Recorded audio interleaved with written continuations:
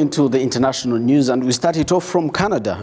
Canadian Prime Minister Justin Trudeau is self-isolating after his wife, Sophie Grigor Trudeau, developed flu-like symptoms and got tested for new coronavirus disease known as COVID-19.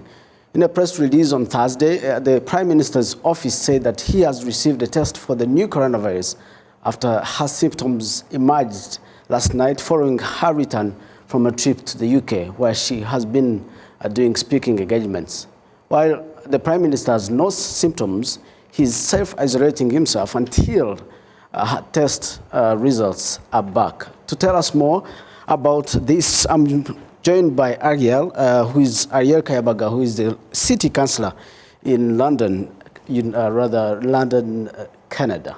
Usually when we say London, we relate it to the UK. Thank you so much, Arielle, for joining us. No, thank you for having me. Yes, so it must be very difficult for you as Canadians, knowing that the Prime Minister is self-isolating himself, but also the wife, showing symptoms of coronavirus. It must be difficult for you.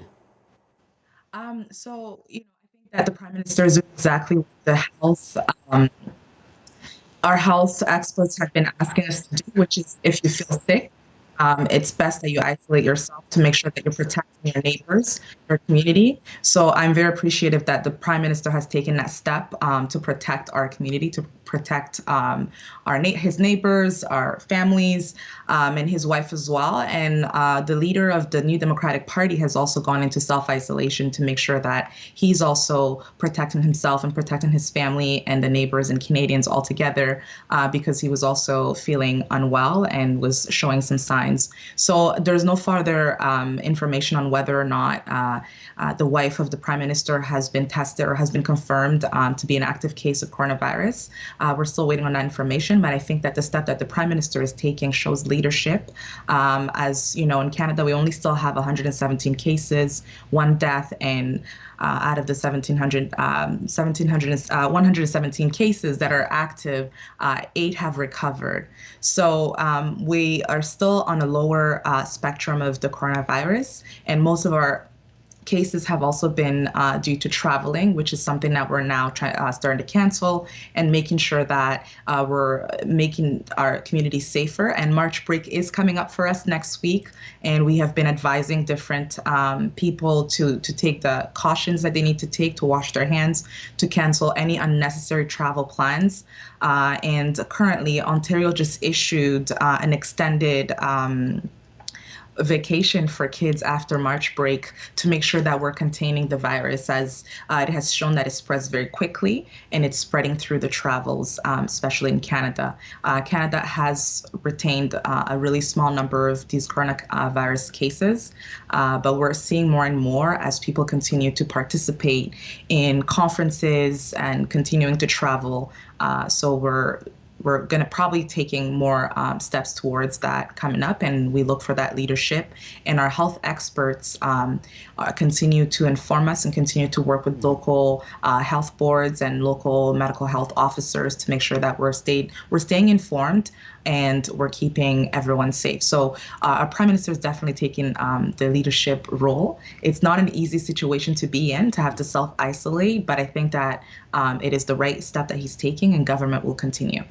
How's the citizens in your city, specifically, taken in the news of our Prime Minister self-isolating himself because of coronavirus? So I think in today's age where social media communicates everything very quickly, there has been much more panic around the coronavirus. We had one of the first few cases at the beginning when the coronavirus was first spreading. In London, Ontario, we had 1 case which has now been recovered. And so we are putting our trust in our health experts and keeping in mind that it's important that we continue the conversation around it, and that we do not push people into feeling ashamed to come out and report these cases, as we have also heard some racism around, coronavirus pandemic. However, we are trusting our health experts. We're trusting that our leaders and the government is doing the right thing for to keep our community safe, so that there's no fear yet. It does look larger than it really is, because I remember influenza, for example, was much larger, and to this day still kills a lot more people than the coronavirus has. It's just the nature of social media today, and the fact that the economy has been affected by this, that's continuing the fear mongering around this pandemic. It's important that people take these cautions, and that they're prepared, and our country is prepared to deal with the outbreak. Our health minister today announced that this could potentially affect 30% of the population, or up to 70%, and they can't put a number on it yet. So they're doing everything in their powers to make sure that we're kept safe. So I think for me and for my community, we're feeling safe, and we're trusting that our health experts are doing the best that they can. And we just need to follow the advice that they're giving us, which is like wash your hands, avoid physical contact, avoid mass gatherings.